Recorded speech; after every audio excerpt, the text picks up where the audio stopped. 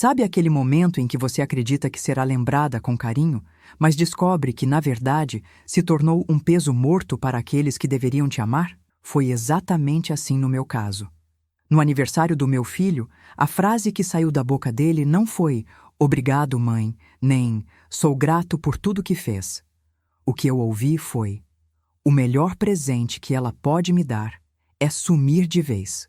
Palavras que não apenas cortaram minha alma, mas revelaram uma traição familiar silenciosa que já vinha crescendo como veneno emocional em cada gesto disfarçado de cuidado. E talvez você já tenha sentido algo parecido. Não precisa ser exatamente a mesma frase, mas aquele olhar frio, aquela rejeição silenciosa que transforma uma casa em prisão e um abraço em manipulação psicológica. É nesse instante que a dor invisível se instala, corroendo por dentro como abandono disfarçado de carinho.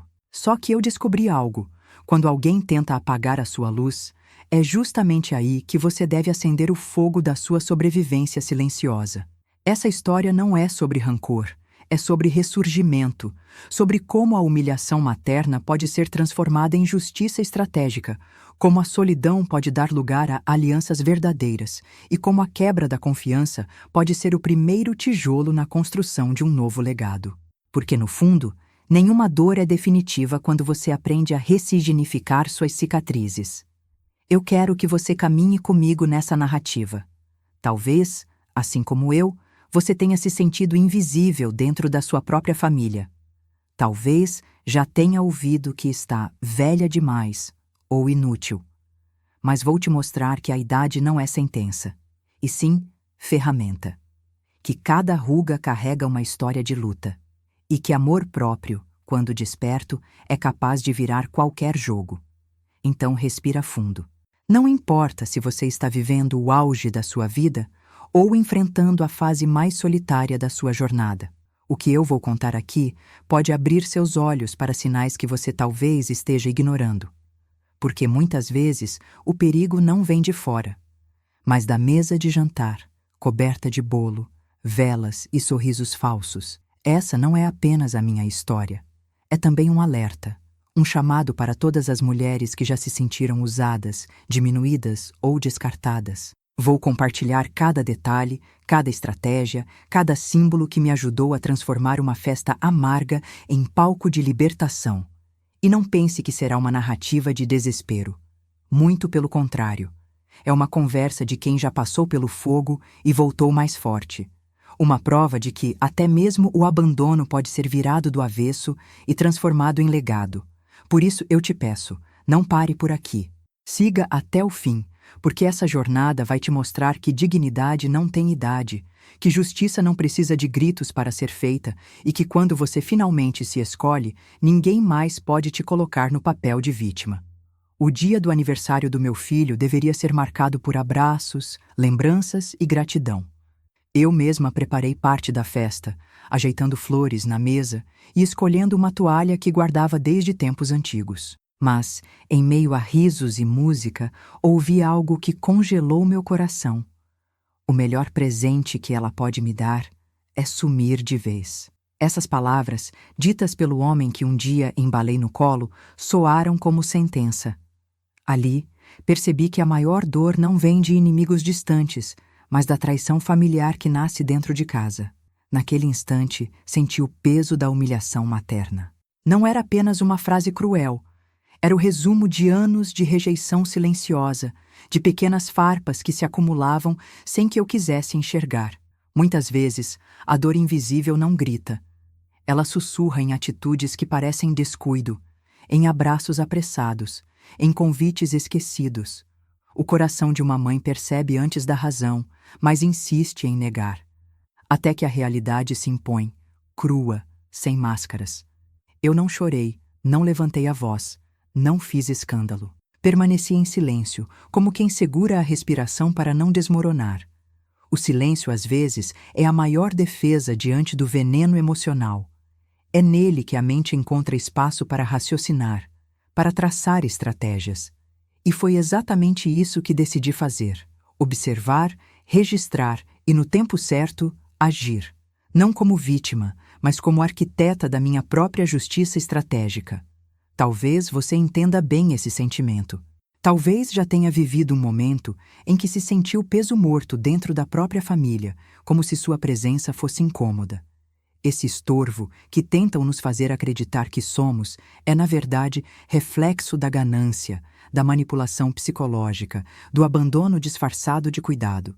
Mas deixa eu te dizer uma coisa: enquanto você respira, você não é fardo. Você é raiz, é história, é herança viva.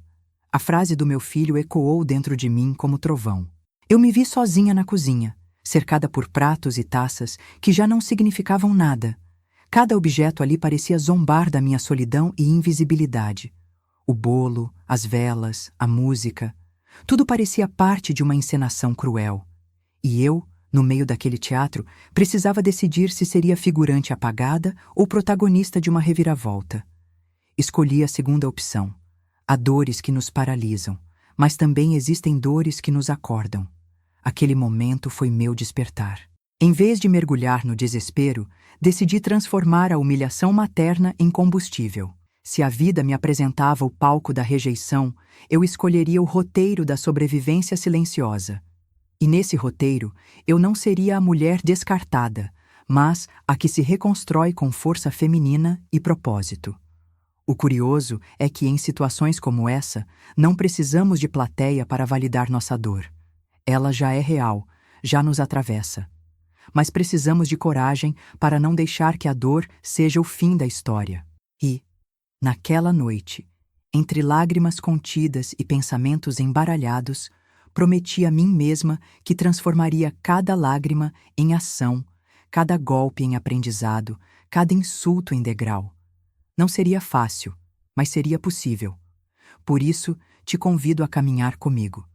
Essa não é apenas a narrativa de uma mãe ferida, mas o reflexo de muitas histórias de mulheres que já foram invisíveis à mesa de jantar, ignoradas em festas, descartadas como se fossem estorvo. Vamos juntas mergulhar nessa jornada, porque talvez no meio da minha dor você reconheça a sua, e no meio da minha libertação encontre a sua própria. A casa estava cheia de vozes, mas dentro de mim havia apenas silêncio. A mesa estava posta com toalha branca de linho, pratos alinhados e o bolo no centro, coberto de glacê e decorado com velas douradas. Do lado de fora, o jardim iluminado recebia parentes que chegavam aos poucos. Tudo parecia uma celebração perfeita.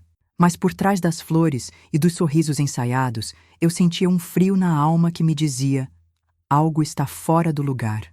Minha nora circulava pela sala como anfitriã principal, exibindo os detalhes da festa como se fosse mérito dela. Falava alto sobre a decoração, mostrava os arranjos de flores, fazia questão de ser notada. Em seus olhos, porém, havia um brilho frio, distante, quase calculado. Era o tipo de atenção que, em vez de acolher, controlava. Eu já havia notado esse padrão antes, mas sempre escolhia me calar para não gerar conflitos. Meu neto veio me abraçar rapidamente, sem entusiasmo, como se cumprisse uma obrigação protocolar. Era diferente dos abraços longos e cheios de carinho que ele me dava quando pequeno. Meu filho, por sua vez, mal olhava nos meus olhos. Cumprimentou-me de forma apática, como quem cumpria um papel. A dor invisível de ser rejeitada na própria família começou a pesar mais do que qualquer idade poderia pesar. Sentei-me em uma poltrona no canto da sala, com a manta sobre as pernas. Enquanto observava os convidados rindo e brindando, eu me sentia cada vez mais invisível. A solidão, em meio àquela multidão, era esmagadora. Era como se eu fosse apenas um detalhe da decoração, um objeto esquecido na sala. Presente fisicamente, mas ausente de afeto. Aquilo doía mais do que qualquer doença poderia doer. O bolo, que simbolizava a celebração, para mim, virou símbolo de veneno emocional. Cada vela acesa parecia iluminar não apenas os rostos alegres, mas também as sombras do abandono disfarçado de cuidado. Eu estava ali, mas não fazia parte. Era como se todos preferissem que eu fosse apenas lembrança, não presença. E essa sensação me consumia em silêncio. Enquanto a música tocava e as taças tilintavam, minha mente buscava explicações. Será que envelhecer significava perder o valor? Será que amor de mãe tinha prazo de validade? Essas perguntas ecoavam como martelos na minha cabeça. Eu lembrava das noites em claro, dos sacrifícios feitos, da vida inteira dedicada a eles. E agora, o que restava era a rejeição silenciosa, cruel e disfarçada em sorrisos. No meio daquela festa, percebi que eu estava sozinha dentro da minha própria casa. A decoração impecável, a mesa cheia de comidas, os risos espalhados pelos corredores. Nada conseguia esconder a manipulação psicológica que se infiltrava em cada detalhe. Era como se a celebração fosse uma cortina, escondendo por trás dela uma trama de ganância e herança. E foi nesse contraste, entre a festa barulhenta e meu silêncio sufocado, que a verdade começou a se revelar. Eu ainda não sabia de tudo, mas já sentia o peso da quebra da confiança. Aquela noite, que deveria ser de alegria, já trazia em si as sementes da dor e da libertação. Eu não imaginava, mas estava prestes a descobrir palavras que mudariam minha vida para sempre. Foi quando me levantei para ir até a cozinha que ouvi vozes abafadas. A porta estava entreaberta e eu me aproximei devagar, tentando não fazer barulho.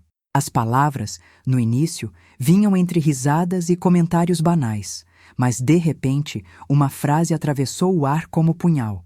O melhor presente que ela pode me dar é sumir de vez. Meu filho não sabia que eu estava ali, e eu, sem querer, me tornei testemunha de sua crueldade. Naquele instante, meu corpo congelou. Senti como se o chão tivesse sumido sob meus pés. Não era apenas uma frase impensada, era a confirmação de que a humilhação materna tinha se tornado rotina na vida deles.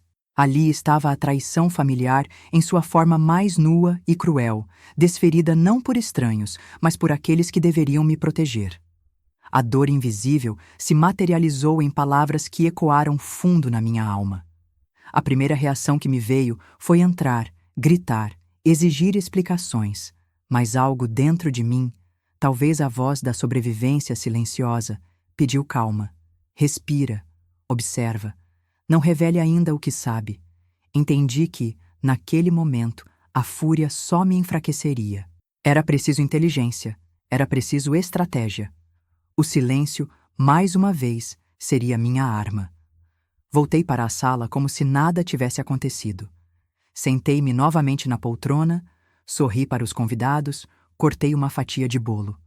Por fora, eu parecia apenas uma senhora celebrando mais um aniversário em família.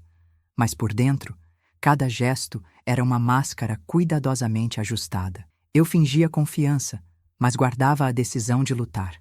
Aquela frase cruel e cortante transformou-se em símbolo de tudo o que eu vinha sentindo nos últimos meses.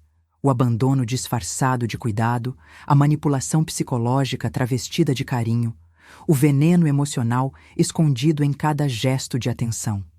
Nada mais fazia sentido. O chá oferecido, os remédios esquecidos, os olhares frios, tudo se encaixava em um quadro maior. E foi ali que eu tomei a decisão que mudaria o rumo da minha vida. Não seria vítima indefesa, nem peça descartável. Eu escolheria o caminho da justiça estratégica. Escolheria observar, registrar, esperar o momento certo para expor cada mentira. Se eles me viam como peso morto, eu mostraria que ainda havia muita vida e força em mim. Cada sorriso que dei naquela noite foi uma barreira entre mim e o desespero. Eu sabia que a solidão e a invisibilidade estavam ali, me cercando como paredes de vidro, mas também sabia que, se mantivesse o controle, poderia virar o jogo. E naquele instante, transformei minha dor em combustível para uma batalha silenciosa. Naquele aniversário, enquanto as velas se apagavam ao sopro coletivo, eu acendi dentro de mim uma chama. A chama da libertação.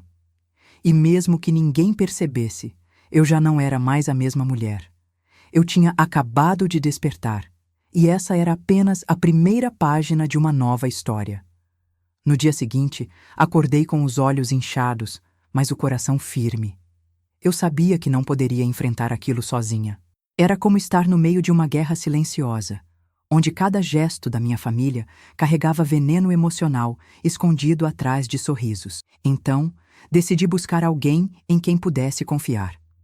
Foi aí que pensei em Helena, minha vizinha de tantos anos, que sempre teve a sensibilidade de perceber além das aparências. Convidei-a para um café à tarde, sem revelar detalhes pelo telefone. Quando ela chegou, trouxe consigo aquele olhar atencioso que só os amigos verdadeiros têm. Coloquei a mesa com 2 xícaras, um pedaço de bolo que restara da festa e, com voz trêmula, comecei a falar. Helena não me interrompeu. Apenas segurou minha mão, e foi nesse gesto que encontrei coragem para contar parte da verdade. Contei sobre a frase cruel que ouvi, sobre a sensação de ser peso morto na própria casa, sobre a rejeição silenciosa que se infiltrava em cada canto do meu lar. Helena respirou fundo e disse: eu sabia que tinha algo errado, mas não imaginei que fosse tão grave. As suas palavras não eram apenas empatia, eram confirmação de que eu não estava louca, de que a dor invisível que eu sentia era real. Ela me olhou nos olhos e falou com firmeza: você não vai enfrentar isso sozinha. Eu vou estar com você. Naquele instante, senti como se a solidão tivesse se quebrado em 1000 pedaços. A força feminina, quando compartilhada, é capaz de ressignificar até mesmo os cenários mais sombrios. Foi como se Helena tivesse acendido uma vela em meio ao meu breu, trazendo luz para o caminho que eu ainda não sabia como percorrer. Decidimos que o primeiro passo seria observar mais atentamente. Helena se ofereceu para ser meus olhos quando eu não pudesse estar presente. Disse que poderia passar pela casa com frequência, ajudando em pequenas coisas, mas também vigiando os detalhes, os remédios, as conversas abafadas, os olhares suspeitos. Assim, começamos a desenhar, juntas, o que chamei de meu diário de guerra. Esse diário não era feito apenas de anotações, era um símbolo. Ali, registrei desde pequenas frases até horários e atitudes suspeitas. Escrevia como se estivesse desenhando a planta de uma casa. Cada detalhe importava, cada linha tinha função. O caderno, escondido dentro de uma lata de biscoitos, se tornou meu aliado silencioso, guardião da verdade que um dia viria à tona. Helena também me lembrou de algo essencial, que eu precisava cuidar de mim. Não bastava apenas acumular provas. Era necessário manter a mente clara e o corpo forte. Ela trouxe chás naturais, sugeriu caminhadas leves no quintal e, sempre que podia, passava apenas para me arrancar um sorriso. Esse amor verdadeiro, livre de interesses, genuíno, foi meu primeiro antídoto contra o veneno emocional que me cercava. Naquele ponto, percebi que não estava apenas reagindo ao abuso emocional. Estava começando a me reconstruir. A sobrevivência silenciosa já não era apenas uma defesa, mas um plano. E essa foi a primeira vez que senti que, apesar da manipulação psicológica que tentava me destruir, eu ainda podia escolher meus aliados, minhas armas e, sobretudo, meu futuro. Nos dias que se seguiram, comecei a reparar em detalhes que antes me passavam despercebidos. O chá que minha nora preparava tinha um gosto levemente diferente, e os comprimidos que ela trazia já vinham sem embalagem, como se fosse natural. Às vezes, ao questionar, ela respondia com um sorriso forçado, daqueles que escondem mais do que revelam. Foi nesse momento que percebi que a rejeição silenciosa não era apenas emocional. Havia algo mais sombrio acontecendo. O cansaço constante, as tonturas inesperadas, a falta de apetite, tudo começou a fazer sentido. Aquilo não era apenas efeito da idade. Era como se meu corpo estivesse sendo sabotado aos poucos, em doses invisíveis, transformando minha vida num campo de batalha silencioso. Cada gole de chá parecia carregar veneno emocional e talvez até literal.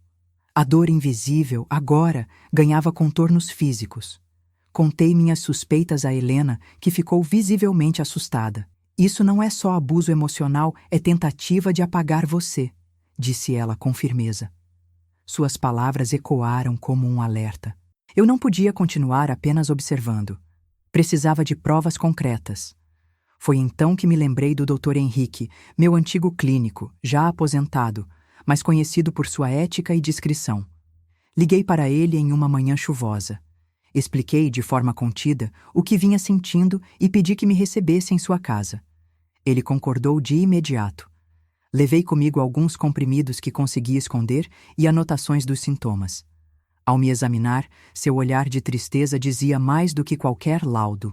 Alguém está tentando enfraquecer você e não é por acidente, disse, em tom grave. Fizemos alguns exames rápidos que confirmaram alterações preocupantes. Os níveis de substâncias no meu organismo estavam acima do normal, sinal de que havia manipulação intencional. Era como se, por trás da fachada de cuidado, se escondesse um projeto cruel, me transformar em sombra até que eu desaparecesse de vez. A manipulação psicológica, agora, vinha acompanhada de manipulação química. O doutor sugeriu que buscássemos um laboratório independente para validar os resultados. Precisávamos de documentos oficiais que provassem o envenenamento lento. Eu concordei sem hesitar. Não queria viver à base de suposições. Precisava de fatos. A justiça estratégica só pode nascer quando temos provas sólidas, e eu estava determinada a construir esse alicerce. Voltei para casa com uma mistura de medo e força. Medo do que estavam tentando fazer comigo, mas força por finalmente saber que não estava imaginando coisas. O abandono disfarçado de cuidado tinha máscara, mas eu já conseguia enxergar as rachaduras. A confiança, antes já abalada, agora se quebrava em pedaços irreparáveis, e cada pedaço me empurrava para a sobrevivência silenciosa. Naquela noite, ao me deitar, encarei o teto e fiz uma promessa. Não deixaria que me calassem. Se tentavam me reduzir a peso morto, eu mostraria que ainda havia vida, voz e coragem em mim. A partir daquele momento, cada passo seria calculado, e cada prova que eu reunisse seria uma peça no grande quebra-cabeça da minha libertação. Depois da confirmação médica, percebi que precisava de mais do que provas.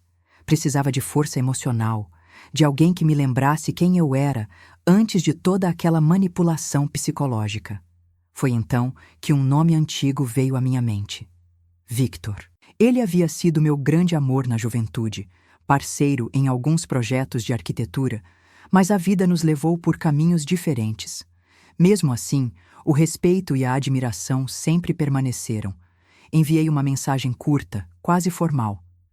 Victor, estou enfrentando algo sério. Preciso conversar. Não demorou 2 horas para que ele respondesse. Combinamos de nos encontrar no antigo escritório que um dia projetamos juntos. Quando cheguei, senti um arrepio. As paredes carregavam lembranças de conquistas e desafios, e ali estava ele, com os mesmos olhos atentos de antes, agora marcados pelo tempo. Caroline, o que fizeram com você? Disse ele ao me ver mais frágil. Sorri de canto, tentando esconder a dor. Ainda não fizeram tudo o que queriam, por isso te chamei. E então contei, com calma, tudo o que vinha acontecendo. A frase cruel no aniversário, o abandono disfarçado de cuidado, os remédios adulterados, o diagnóstico de envenenamento lento. Victor ouviu em silêncio, como arquiteto diante de uma planta complexa. Ele não hesitou. Disse que ficaria ao meu lado, que eu não poderia enfrentar uma trama tão cruel sozinha. Você já projetou obras que desafiaram construtoras corruptas, enfrentou obstáculos enormes, sem perder a dignidade. Agora é hora de projetar sua própria salvação, afirmou com firmeza. Suas palavras me devolveram uma parte de mim que havia adormecido. Enquanto conversávamos, falei sobre a casa. Sempre foi meu maior projeto pessoal, mas agora tinha se tornado palco de dor e rejeição silenciosa. Quero transformá-la. Não quero que seja lembrada como lugar de traição, mas como símbolo de recomeço tardio. Victor sorriu e sugeriu. E se ela virasse uma fundação para jovens arquitetos sem recursos? Assim, sua história continuaria a construir vidas. A ideia fez meus olhos brilharem. Pela primeira vez em muito tempo, senti que podia ressignificar minha dor. Não seria apenas sobre sobreviver, seria sobre deixar um legado. Era como se cada tijolo daquela casa, impregnado de lágrimas, pudesse ser transformado em esperança para outros. E essa visão me devolveu energia para seguir adiante. Naquele dia, não voltei para casa apenas com o apoio de Victor, mas com uma nova perspectiva. A força feminina, quando unida ao propósito, cria algo indestrutível. Eu não estava mais apenas fugindo da dor invisível. Estava construindo um futuro diferente, um que fosse maior que a traição familiar e mais luminoso que qualquer sombra. Enquanto caminhava de volta, senti o vento frio bater no rosto. Pela primeira vez, não parecia um aviso de fim, mas um sopro de recomeço. Eu tinha provas, tinha aliados e agora tinha um sonho. Transformar minha dor em fundação, minha humilhação materna em força, minha invisibilidade em luz. O jogo estava mudando e eu estava pronta para o próximo passo. Com o apoio de Helena e Victor, percebi que já tinha o que precisava para iniciar a fase mais delicada. Preparar a justiça estratégica. Não bastava apenas sentir a dor invisível, era necessário torná-la visível, palpável, impossível de ser negada. Comecei a planejar cada detalhe como se fosse um projeto arquitetônico. Não era um prédio, mas a minha própria vida que estava em jogo, e cada passo precisava ser calculado com precisão. A primeira ação foi instalar câmeras discretas pela casa. Victor cuidou da parte técnica, posicionando-as em locais estratégicos: cozinha, despensa, corredores. Nada exagerado, mas o suficiente para registrar o que meus olhos sozinhos não poderiam ver. Eu, por minha vez, escondi um pequeno gravador no bolso do meu roupão, pronto para registrar frases soltas e conversas sussurradas. Cada registro era uma peça do quebra-cabeça. Enquanto isso, Helena se tornou meus olhos atentos. Anotava cada visita da farmácia, observava os gestos da minha nora ao manipular remédios, registrava os olhares aflitos do meu filho quando eu recusava alguma xícara de chá. O que antes parecia paranoia, agora ganhava forma concreta. Era como se estivéssemos montando um dossiê silencioso, tijolo por tijolo, até que a verdade pudesse erguer suas paredes. Aprendi a fingir fraqueza. Simulava esquecimentos, deixava objetos caírem ao chão, suspirava como se estivesse cada vez mais cansada. A manipulação psicológica deles dependia da minha fragilidade, e eu decidi usá-la contra eles. Quanto mais acreditavam no meu declínio, mais confiantes ficavam. E quanto mais confiantes, mais descuidados se tornavam. À noite, no silêncio do quarto, escrevia tudo em meu diário de guerra. Cada página era carregada de dor, mas também de determinação. Ali, ao lado do colar de pérolas herdado da minha mãe, eu guardava a lembrança de que força feminina é capaz de atravessar gerações. As pérolas, antissímbolo de herança familiar, agora representavam resistência diante da crueldade. Victor insistiu que eu não perdesse de vista meu propósito maior. A casa não poderia ser apenas cenário de dor. Precisava se transformar em legado. Essa visão me dava energia.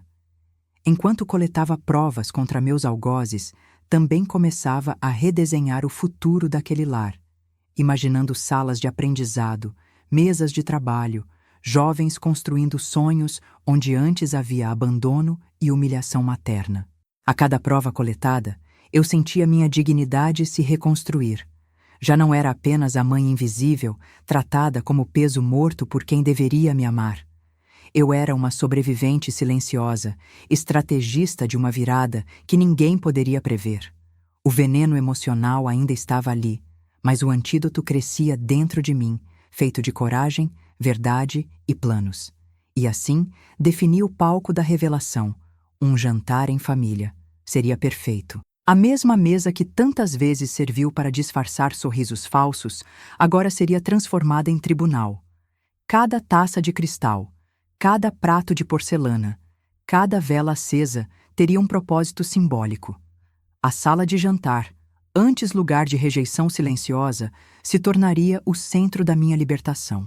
A noite do jantar chegou, e cada detalhe foi planejado como se fosse uma obra-prima. A mesa estava impecável, toalha de linho, taças de cristal reluzindo sob a luz das velas, pratos de porcelana alinhados com precisão. No centro, coloquei o colar de pérolas da minha mãe, símbolo de força e dignidade que atravessou gerações. Ao lado, deixei um porta-retrato antigo com meus filhos ainda pequenos, lembrando a todos quem eu sempre fui. A mãe que cuidou, sustentou e amou sem medidas. Os convidados chegaram pontualmente. Meu filho e minha nora entraram com aquele ar de donos da casa, fingindo cuidado e preocupação. Outros familiares se juntaram à mesa junto de Helena, que se posicionou discretamente, e de 2 representantes de uma instituição beneficente, convidados sob o pretexto de parceria para o futuro. Ninguém desconfiava que aquela seria a noite em que máscaras cairiam. Durante o jantar, o clima era de sorrisos contidos e conversas superficiais. Minha nora, como sempre, falava alto sobre sua dedicação, enquanto meu filho concordava, fingindo orgulho. Mas dentro de mim havia apenas serenidade. Eu sabia o que estava prestes a acontecer. Quando os pratos principais foram servidos, respirei fundo, toquei as pérolas em meu pescoço e pedi a palavra. Hoje, mais do que celebrar, quero esclarecer algumas verdades, anunciei. O silêncio se espalhou pela sala. Alguns convidados riram nervosamente, outros desviaram o olhar. Meu filho tentou interromper, dizendo que eu estava emocionada demais. Mas eu continuei firme, olhando nos olhos de cada um.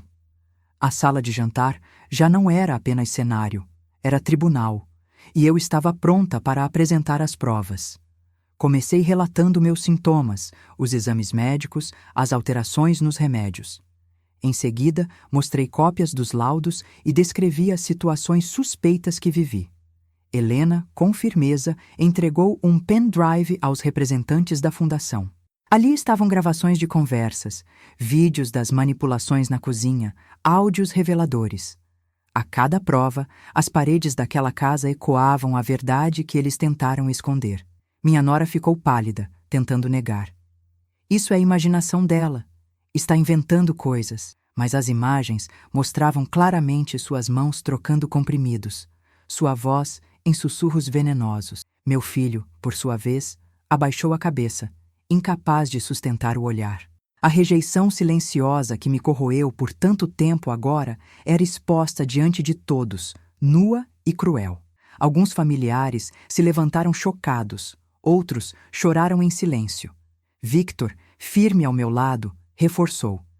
Esta casa não será herança de ganância, mas símbolo de transformação. O colar de pérolas, brilhando sob a luz das velas, parecia confirmar aquelas palavras. Era como se minha mãe, mesmo ausente, estivesse presente naquele tribunal improvisado, me lembrando que dignidade não se negocia. Quando terminei, ergui minha taça. Não para brindar a dor, mas a libertação. Hoje não sirvo apenas o jantar. Sirvo a verdade, e a verdade nunca falha. O tilintar tímido das taças que se ergueram ecoou como o som de correntes se quebrando. E ali, naquela sala de jantar transformada em palco, dei meu primeiro passo definitivo rumo à libertação. Nos dias que se seguiram ao jantar, a casa já não era a mesma. O silêncio que antes me sufocava agora tinha outro peso, o do choque e da vergonha. As provas que apresentei se espalharam como fogo entre familiares e conhecidos, e não havia mais como negar. A rejeição silenciosa que suportei por meses havia se transformado em escândalo aberto, e pela primeira vez, não era eu quem se encolhia diante dela. Com o apoio de Victor e Helena, levei todo o material às autoridades competentes. As gravações, os laudos médicos, o diário de guerra cuidadosamente escrito. Cada peça foi entregue como um tijolo sólido, formando a base de uma denúncia consistente. O delegado que recebeu o caso olhou-me com respeito, algo que há muito eu não sentia vindo de homens em posição de poder. Ele entendeu que ali não havia exagero, mas tentativa clara de homicídio. Poucos dias depois, meu filho e minha nora foram intimados a depor. As reações foram previsíveis. Ele tentou se esquivar, alegando ignorância. Ela, por outro lado, entrou em desespero, tentando inverter a situação. Mas as provas eram implacáveis. A manipulação psicológica e o envenenamento lento estavam registrados em áudio, vídeo e papel. Não havia narrativa que sustentasse tamanha crueldade. Para mim, foi como assistir a um edifício em ruínas desmoronar. Eu não sentia prazer, nem alívio imediato. Sentia uma dor diferente. A dor da confirmação, porque no fundo ainda havia uma parte de mim que queria acreditar que tudo não passava de mal entendido, que eu não era vítima de tamanha traição familiar. Mas a realidade estava diante dos meus olhos e não havia como negá-la.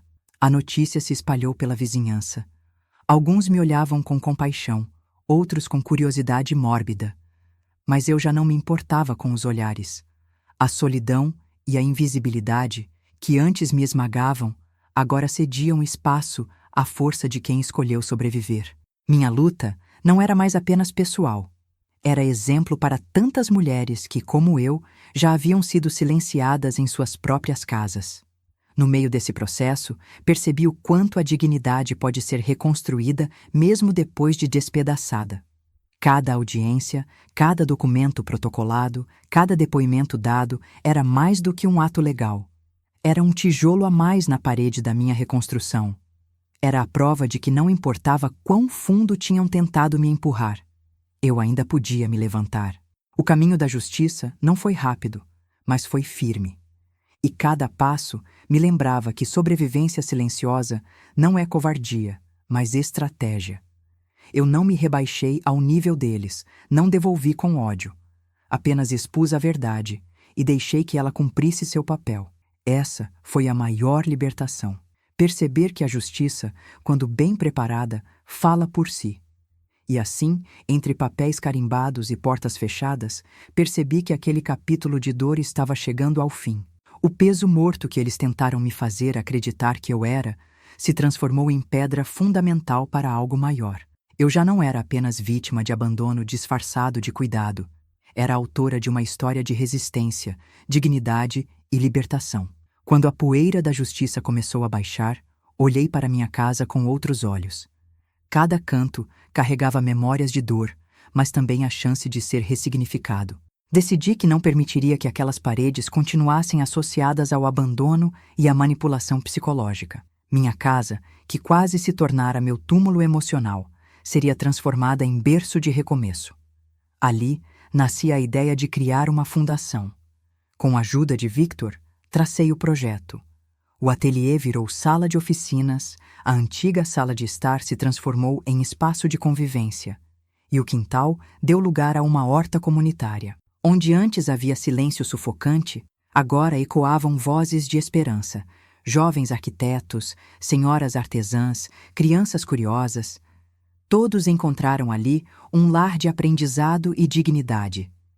A cada reforma, eu sentia a dor invisível dar espaço a algo novo. Não era apenas cimento e tinta. Era cura em forma de paredes coloridas e mesas repletas de gente. O veneno emocional que quase me destruiu se transformava em antídoto para outros. Era minha forma de mostrar que a humilhação materna não tinha sido meu fim, mas o início de um legado. No salão principal, reservei um lugar especial para o colar de pérolas da minha mãe. Coloquei-o dentro de uma redoma de vidro, não para exibi-lo como joia, mas como símbolo.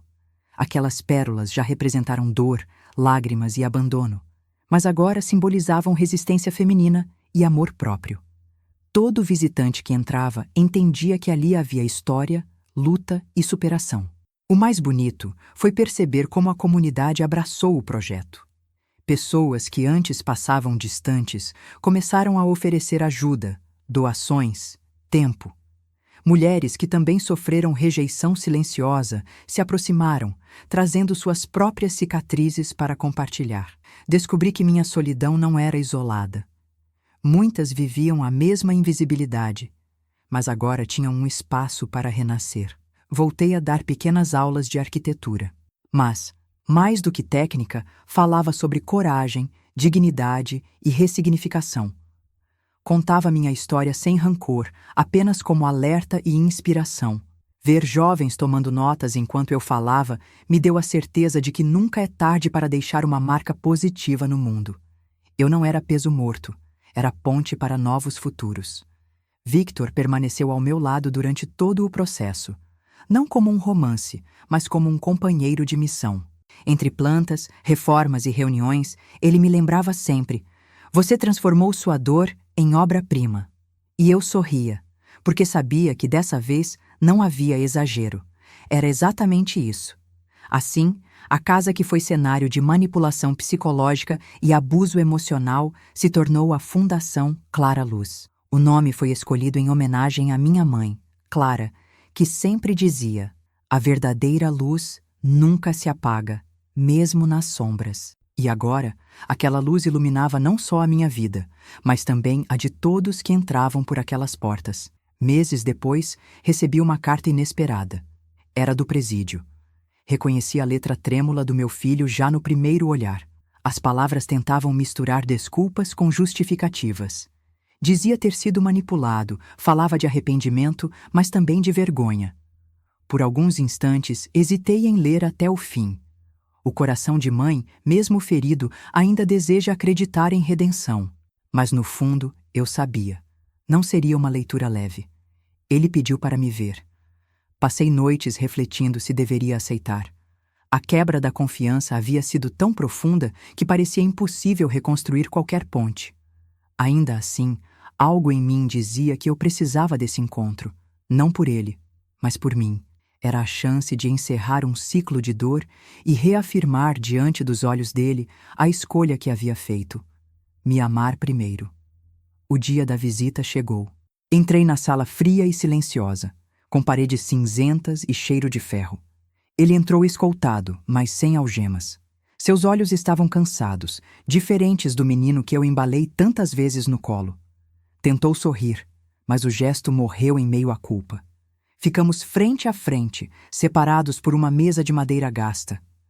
Eu só queria facilitar nossa vida, mãe, disse com voz embargada. Ela dizia que ia cuidar de tudo, que você já tinha vivido o bastante. Ouvir aquilo foi como receber uma facada lenta.